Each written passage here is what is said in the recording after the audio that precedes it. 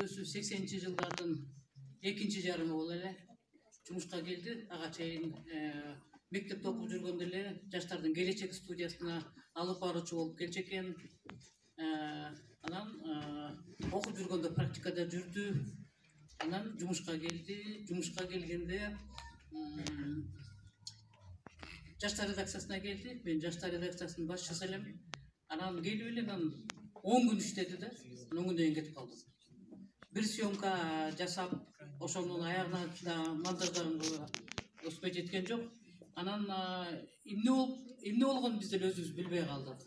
Мелистин биринчи келиши бизге ошо ойдон, табышмактуу ойдон калды. Кийинчерээк эгемендүүлүк келгенде бул Особо газетасы КТРсиз, КТРдин кара жашыгы деп баягы Аманбек Карыкуловичка болгон чабуул менен КТРдин кара жашыгы деген атка кондук. Анан Асабанын биринчи бетинен акыркы бетине чейин бери деген 3 жолу чыкчыбыз. Телевизордун көрүнүшү менен анан бизди ушул бир жагынан аябай сындап, чыйралтып, анан экинчи жагынан кичине бизди таарынчу. Ал кездеги талап ошондой эле. Ал ошону Эшимкановдун жазганы бар. КТРдин жаңылыгы Акаев менен башталып, анан Майрам Акаева менен бүтөт, анан аба ырайын берет. Ушул 3 эле сюжет кетет. Андан башка жаңылыгы жок деп. Эми андай болгондо күндөр болгон. Мындай орунда бар эле да. Бирок ошол күйүү менен эле башка жакшы жасалып аткан иштерди барын кошо чампалап кеткенде таарынчыбыз. Мындай жолугушкан учурда жолугушуп, жакшынакай эле сүйлөшүп жүрдүк. Аягына өмүрүнүн аягына чейин эже дегенинен жазган жок. Анан экинчи жолу келгенинде бул аябай чоң триумф менен келди бизге. Чоң триумф менен келди. Ага чейин Мелис Эшимканов келет дейт. Анан жогору жак соодалашып атат дейт деген сөздөрдүн арасында эле. Анан келди, келип жакшынакай иш баштады. Себеби көпчүлүгү эле ошол кадрлар эле. Мурда Мелис билген кадрлар эле. Анан келип реформа деди. Бул эми биз КТРК дайыма реформага муктаж. Биринчиден аябай чоң коллектив. Экинчиден баягы корпоративдик мүнөзгө ээ. Анан ким кандай реформа баштайт? Ооба жаштарды алып келди. Көпчүлүк жаштардын шоусу кесилди. Ооба жаңы программалар чыкты. Бирок телевидение деген баягы отура калып, эки ооз сүйлөм жазып, анан гезитке жарыялап ийүү эмес экендигин Мелис бир аздан кийин эле түшүндү. Ошону менен андан кийин экинчи бөлүгүндө баягы кыскартып, айдачусун айдап, кетирчүсүн кетирип, жарымы эшиктин алдында молодая гвардия ыйлап отурду. Жарымы ак үйгө барып, жалоб сеп ошакта ыйлап отурду. Ошентип бир чоң армия сыртка чыгып калды да. Бул биз үчүн урулган аябай чоң сопко эле. Биздин моралдык жактан алганда. Ал эми аркы түзүүчүлүгүнө алганда баары бир жаңы кан керек болчу. Жаңы жүздөр керек эле, жаңы ойлонгон кишилер керек эле. Мелис ошондой балдардын башын түзө алды. Кудайга шүгүр, ушул бүгүнгүгө чейин иштеп атышат.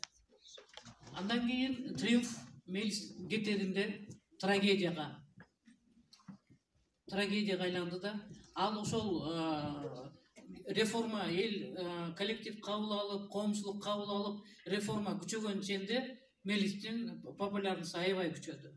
Газетасы менен ал бир колу менен түнү менен газетада иштеп атты, күндүз бизде телевидение иштеп атты. Анан бир нече аябай чоң персона деген сыяктуу чоң көрсөтүүлөр башталды. Чоң көрсөтүүлөр баштаганда анын популярнысын жабыш керек эле, кандай гана болбосун. Аны ооздуктош керек эле. Өзү ак үй дагы коркуп кетти окшойт.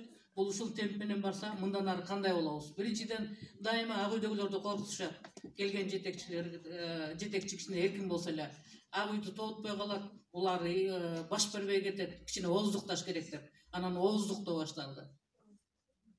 Мелисти ооздукталды. Антпеске чарасы да калбай калган. Баягы бир эле фронтко ачылбай, бир нече фронтко ачылган согуш дайыма ошондой болот да. Күндөрдүн бир күндө бардык фронт бирип келип талкалап кетет. Ошондой болду да, Мелис бизден кетүүгө аргасыз болду. Бул аябай оор күндөр эле. Мелис үчүн да, Мелистин шакирттери үчүн да, Мелистен реформа күткөндөр үчүн да.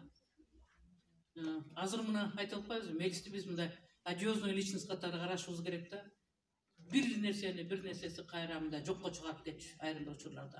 Бирок ошонун түбүндө жакшы нерсе бар эле да, түбүндө бир кыйбастык бар эле, түбүндө бир ак көңүлдүк бар эле, түбүндө бир балалык кездеги кыялдан ишке ашыруу нерсе бар эле. Ар жагы жакшы болчу да. Анан биз ал убакыттын ичинде мурдагыдай Мелис Асаналиевич деп көрдүк. Биздин кызмат ошондой, бизде аты фамилиясы менен аталат. Анан Мелис Асаналиевич кеткенден кийин дагы кетти да ошол бойдон жым менен жок болду. Адатта жетекчилер кантип иштеп атасыңар? Мен кеткенден кийин эмне болду? Менин кадрларымды куугунтуктоо башталдыбы деп сурайт да. Мелис кеткенде эле жок болду ошол бойдон. 2011 жылдын январь айы эле